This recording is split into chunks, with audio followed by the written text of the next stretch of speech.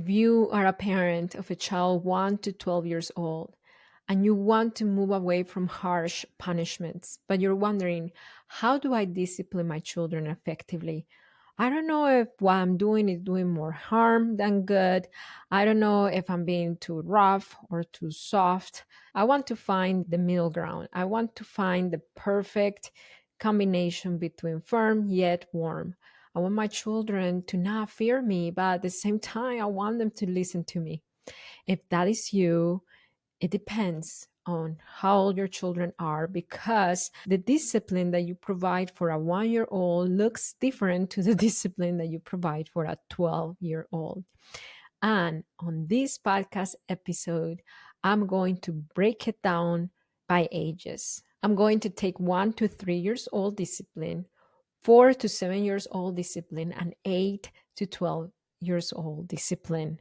I'm going to tell you what works for those ages so you can find that middle ground, feel more confident when setting limits, when talking to your children about their actions, about consequences. Hello, welcome to another episode of the Parenting with Understanding podcast. My name is Marcela Collier, head coach of HIC Parenting Education. And today we're going to break down by ages discipline strategy, how discipline looks like for a 1 year old versus a 12-year-old. That's what we're going to talk about today. We're going to talk about consequences. We're going to talk about how to teach that positive behavior in a way that sticks. And the teaching of today is going to be based on my ebook bundle, Discipline Without Harm. So I am a certified positive discipline educator, and I compiled in my ebook bundle all the techniques, tools, strategies, examples, stories of things that work to discipline our children without making them feel less, with confidence. So we get a lot more cooperation, understanding, communication, and less the power struggle. Imagine that this episode is the preview. The ebook is the full training, and it is not just the ebook, it's a bundle. It comes with video classes as well about transitions, about when children don't listen. You are going to have not just the guidance from the reading you're going to do on the ebook, but my guidance through those video classes as well. All you have to do is open the description of this podcast episode, and the link is there, or go to hicparenting.com and the link is there as well, or you can find it on the link in my bio, in my social media at High Impact Club, on Instagram, on TikTok, on YouTube, every place where we are at. So before we get into breaking it down by ages, the discipline that works, I want to clear the air about what discipline is and what discipline is not. Because discipline is not the things that we do to our children to make them pay for a behavior they did.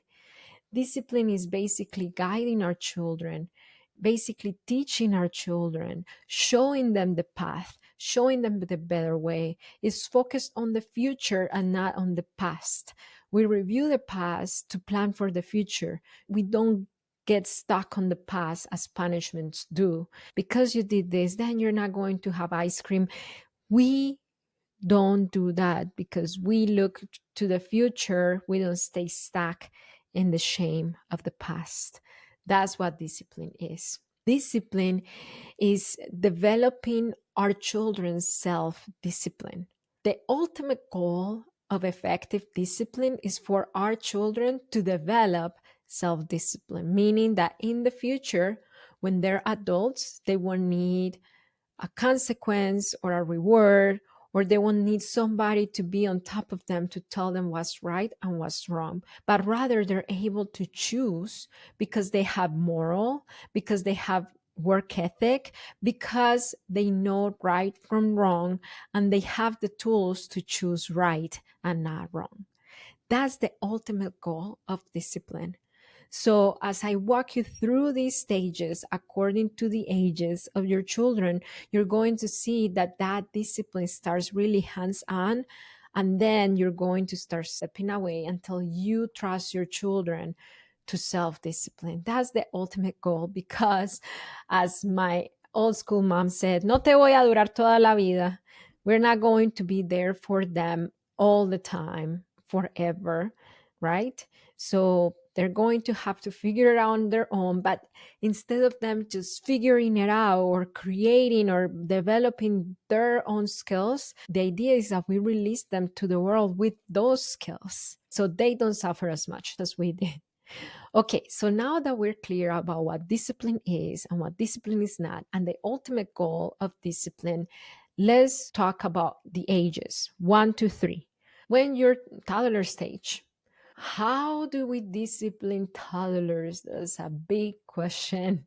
One of the biggest questions that I get in my social media. So imagine that your toddler is a little seed that you plant and then you cover it with dirt and then you start watering that seed, expecting to grow a beautiful flower.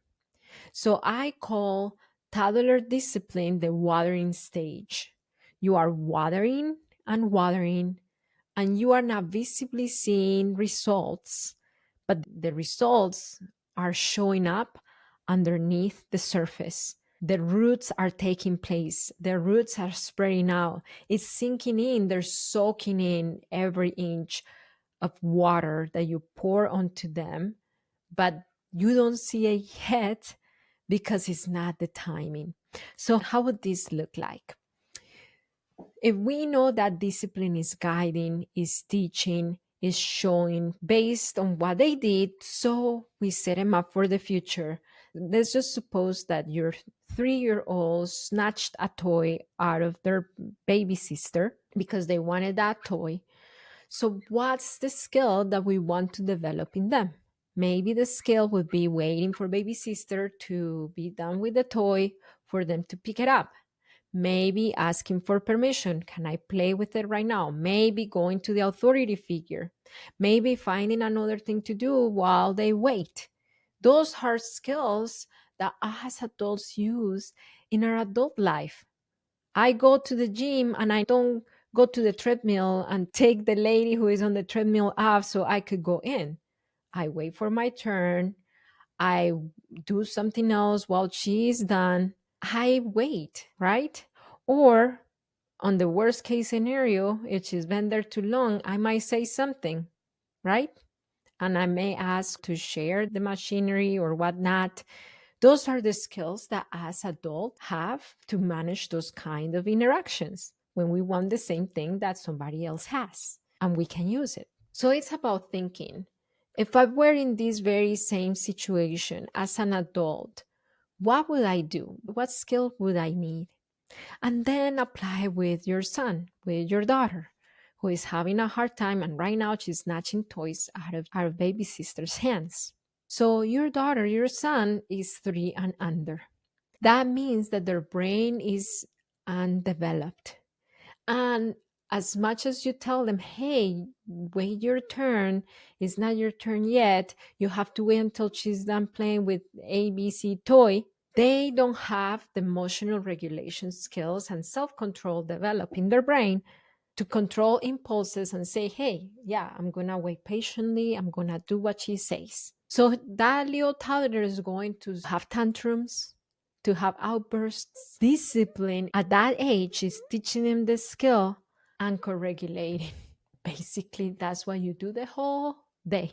You show them the skill, you explain to them what to do instead, and when the tears happen, you are right next to them, lending them your calm, helping them cool down, consoling them, because their little brain cannot control all impulses when they are that frustrated. That's what watering looks like. You don't see it because you don't see your 3-year-old saying, hey, mom, you're completely right. I should wait my turn very patiently. Maybe out of the blue, you might get that sometime, but most of the time you won't get that. So you're watering, and that water is not being wasted. That water is being soaked up by the roots of your child's subconscious mind and nervous system. And you're going to see that fruit later when they're a little bit older. Discipline at this stage is guidance without expecting right away result, and being right next to them, co-regulating with them when the tears happen, holding the boundary. If the boundary is baby sister's not done with ABC toy, then baby sister is not done with the ABC toy. Even if there are tears in your 3-year-old's face, that's the boundary. And you are not doing them a disservice. You are teaching them how the world works. So that's discipline from 1 to 3 years old. I was just done with a live Q&A in Zoom, and there was a mom who said, like, but my 2.5-year-old, she does not listen right away. She's not going to. She's not going to because 2.5-year-olds are just learning how to be a human. They don't even have bladder control yet to control their own impulse of going to the bathroom. So, of course, they won't have the control to follow your instruction. But you do guide them, you do show them, you do set the limit, you do stick to the limit while warmly co-regulating with them, soothing them, telling them it's okay. I see how frustrated you are. You wanted to play with that toy and you cannot have it. I'm here with you. Pat on the back. Do you need a hug? Let's take a few deep breaths. Oh, you started hitting. Okay, let me put your hands down. And I set the limit. No, no is a complete sentence. You can say no. I saw on TikTok a mom, the toddler, he was frustrated and then he started, hitting her. She took his little hands gently, put it down, and then she looked at him on the face and firmly, yet without yelling, she said, no, like that. And the child stopped hitting. She didn't hold his hands anymore. She just let go and he stopped. Do that. In my ebook bundle, Discipline Without Harm, I talk about natural consequences and logical consequences. During this stage, I would not worry so much about logical consequences because there is nothing logical for a toddler. Nothing comes logically for them. They're living through their limbic system, through their emotional responses. So I would use more natural consequences. Let's again clear the air again because I've seen in social media, gentle parenting, that people have no idea what natural consequences are. A timeout is not a natural consequence. Taking a toy away is not a natural consequence. Natural consequences are completely out of the parents' doing. They happen because they're causality based. If I go outside and in school and I'm not wearing a coat, then the natural consequence is that I'm getting cold, right? Now, be careful because there are some natural consequences that we don't want our children to live because they're not safe. So use them wisely. How would a natural consequence apply for a little toddler? How would it apply? We were on a play date. The twins were little toddlers. And one of my twins didn't want his friends to touch any toy. And you know what? I should have acted proactively there. Now that I'm thinking about proactive discipline that I talk in my ebook, Discipline Without Harm, that was 8 years ago. I would have acted proactively there. And probably I should have hid their favorite toys, but I didn't. Anyhow, like my son didn't want any toy to be touched by any of the kids on the play date. What happened? The natural consequence is that my son was having such a hard time because he couldn't keep up with the kids trying to get his toys. So what we did is that I gave him a little break and I did took some of his favorite toys and took him to his bedroom. But natural consequences relate more to what would inevitably happen if the child keeps behaving the same way, right? So natural consequences are a good teacher, but they don't teach enough if you are not right next to your child, explaining to them what's really happening. How come all the kids are now wanting to play with him? He would not process that himself if I wasn't there explaining, hey, because when you don't want to share any toy, they're going to find their own things to play with and they're not going to invite you because they know that you don't share the toys. You know, my son was like 3 years old or so. It's about that. Explaining what's happening, what's the consequence of their actions. And if it's not a safe consequence, then avoid it. you know? Like some people tell me, how will not I spank my kids if they run on the street? Why are they running on the street in the first place? Because you should have like just hold their hands, hold them. I remember I had my twins. I couldn't hold both of them at the same time. So I was using my stroller all the time, my double stroller. Every time I parked in a parking lot, I got out the stroller, I put them in the stroller, and I went into the place I was going, even if it was just going across the street, across the parking lot. They were always on the stroller to prevent them running all different directions and being unsafe, you know? So prevent those unsafe natural consequences. You don't have to spank your kids. Let's move on to the next stage, which is 4 to 7 years old.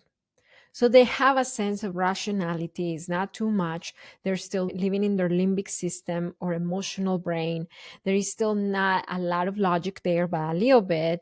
You're able to talk to them and they're able to talk to you. So on that stage, I don't call it the watering stage, but I call it the fertilizing stage. If you did things right in the toddlerhood years, they're already showing you signs of the fruit of your labor when you were working so hard in teaching them the better way. So you're going to see in toddlerhood, they used to take toys out of sister hands all the time, all the time, all the time.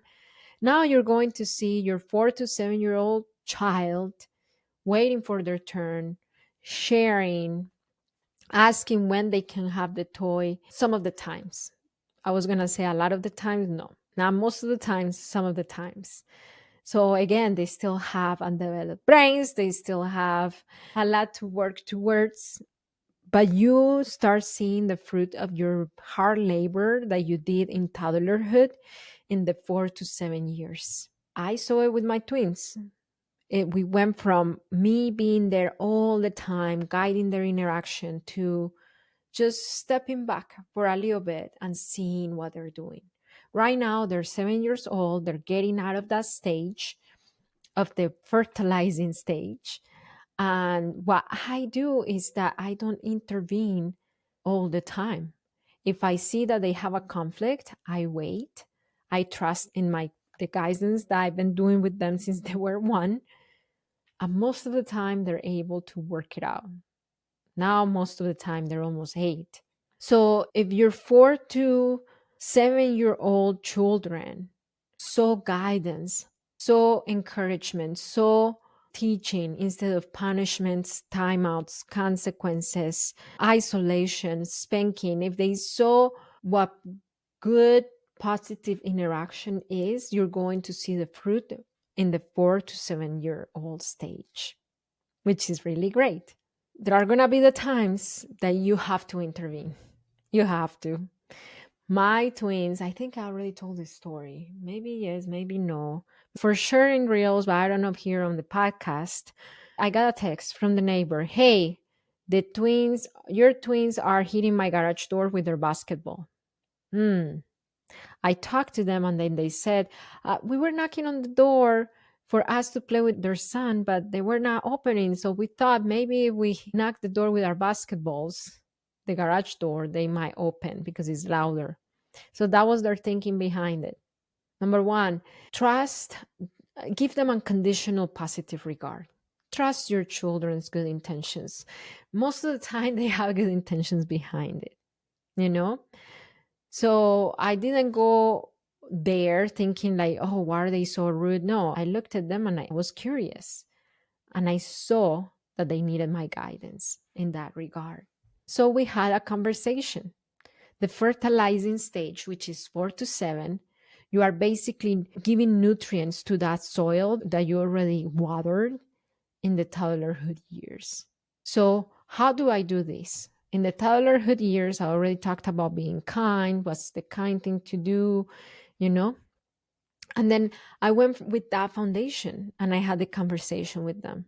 Hey, sons, how do you think the neighbor was feeling when she saw you guys hitting the garage door against the door? Did you think that she felt happy? Or, or how do you think she felt? And they were like, maybe she felt angry because we were hitting the door. Yeah. because that's not kind. So when you've been developing values in your children, you can talk about those values.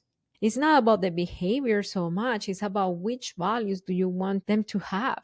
Because from those values is that they're going to make their independent choices from now on in different circumstances that they're living. Okay, son, so what can we do to make this better? And then they gave me an idea. They say, what about we clean the marks?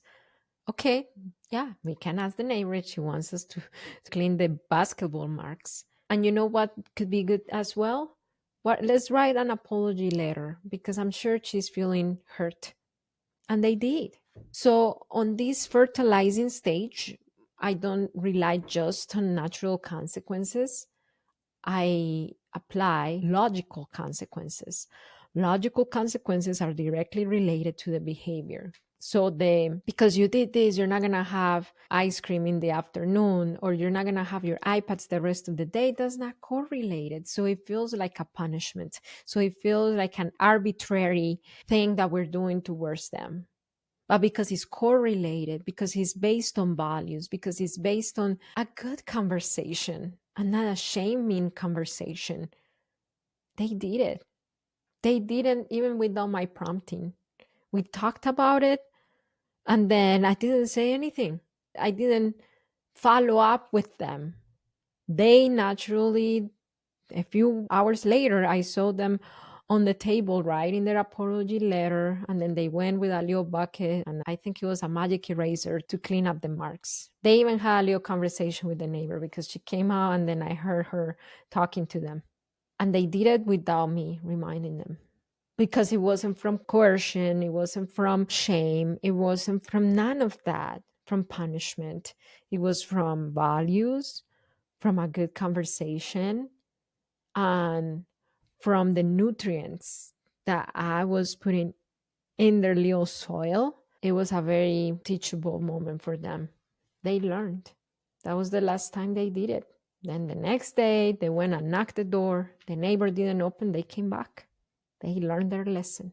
So we don't need to harm our children for them to learn their lessons. It's a continuous process. That's why our children are children for 18 years, because it takes all that long to develop great humans. They're already great, but I'm saying well adapted humans. Okay, so we already talked about the toddlerhood stage 1 to 3 is the watering stage. You don't see the flower, but you're watering and they're taking roots. Then we talked about the fertilizing stage, which is 4 to 7. We are giving nutrients to already fertile soil, water soil, with our guidance, giving them space to self correct. And then the next stage is from 8 to 12 years old. They have a lot more insight. They have a moral system that by now they are able to reflect on own behavior. They are able to come up with their own logical consequences. So on the last stage, it was me, the one suggesting to them, telling them. They had an idea, but it was mostly me when it came to logical consequences. From ages 8 to 12, they could come up with their own, and we could have a frank conversations, okay? My foster son, he was 9 years old. We got a letter from school saying, hey, he hasn't been turning in his homework for the last week. Oh, son, what is the value there? What is the value that I want to teach him? Responsibility. I want you to be a responsible person. I'm somebody who doesn't turn in their homework, does not show responsibility. So how can you show responsibility? And then he said, turning in my homework. And say, okay, but you have not turned in your homework the last week. So you need to turn in that homework.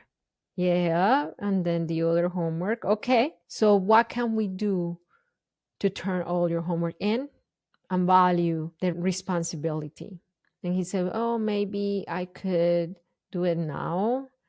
And I'm going to play my video games later. He did it. It took him like 2 hours, poor boy. But he brought it on him. He brought it on himself. So the 8 to 12-year-old stage, I call it the growth stage. So there is already a flower, but this flower is strong enough to grow with their own tools, to grow on its own with a little bit of our guidance. They still need a lot, but not so much compared to when they were 4 or 3. They still need our guidance though. On this stage, what works best is to set up an environment for them to self discipline. Remember that the ultimate goal of discipline is to raise self disciplined individuals. If you're a disciplined person, you win in life. So, how can we do this? How can we finally set up this stage for them to be self disciplined?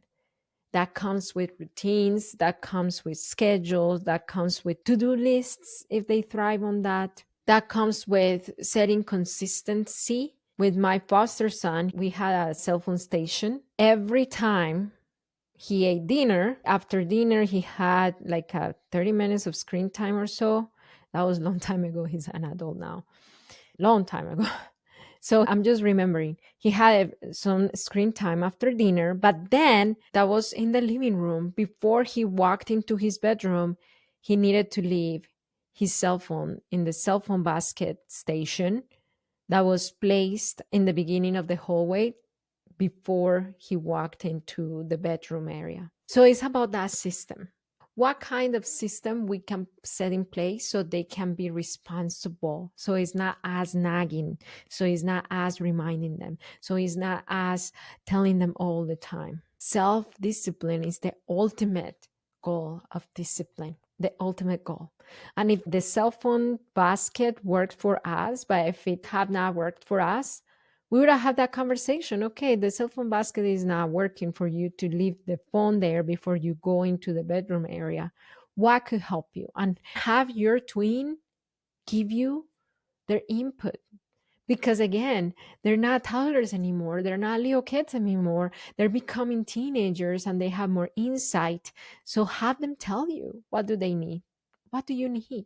Have them tell you. I remember the phone basket was my foster son's idea because he was forgetting every time. It was a rule in our house of no cell phones in the bedroom, cell phones in the living area. And it was his idea when I asked him, how can we help you, or how can you help yourself not forget to leave your cell phone in the living area? That was when he was able to have a phone. He wasn't 9 at the time. He was older. He might have been 13 at the time. But bottom line, how can we set up that system? That's the key. Okay, so this was a long episode. And if you want to dive deeper into the tools to apply discipline in a way that sticks, in a way that your children understand you, the corrective discipline, the preventative discipline, the how to do the prompting, how to set up the stage. I gave you an overview on this episode, but the full training is in my ebook bundle, Discipline Without Harm. I compiled my experience as a therapeutic provider for 9 years, as a parenting coach for 4.5 years into this ebook. It's on our website, hicparenting.com. If this episode gave you some insight on how to navigate discipline with your children, if the whole Parenting with Understanding podcast has helped you in your parenting, would you leave us a positive review? Please, that will help us so much get to so many other parents who are needing this guidance. All you have to do is open the podcast episode, scroll down to the bottom, leave us your positive review, and I will thank you from the bottom of my heart. If you want to go back to the show notes of this podcast episode, visit hicparenting.com. The show notes are there. And remember, it only takes understanding of yourself as a parent and of your children's needs to transform your parenting. That's Parenting with Understanding. I'll see you next time. Bye.